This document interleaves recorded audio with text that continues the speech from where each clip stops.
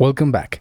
In this class, we are going to explore an interesting concept called polyrhythm. So far, the rhythms we have built are basic, using mainly divisions and spaces of 2 or 4. In the previous class, we saw that there are also more exotic divisions. But let's go back to divisions of 2 and 4. We will use the same basic kick and snare rhythm of 2 bars.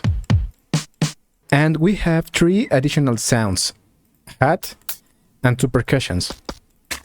We are going to create rhythms for each sound following slightly different rules. For example, for the hat, we will place the sound on step 1, 2 empty steps, and repeat.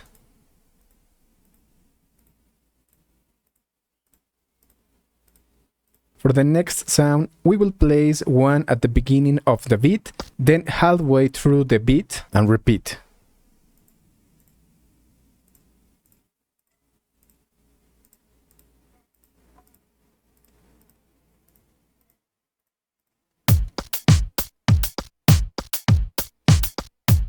And for the last sound, we will place one halfway through the first beat, nothing on the next beat, and repeat.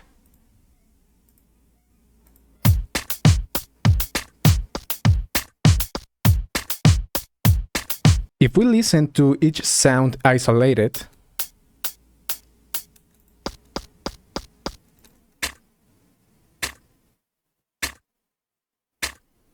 we will see that the separation between each repetition is the same. It is constant and only resets in some cases at the end of the 2 bars. But when we combine the 3 apparently simple and regular rhythms, it now feels like a more complex rhythm.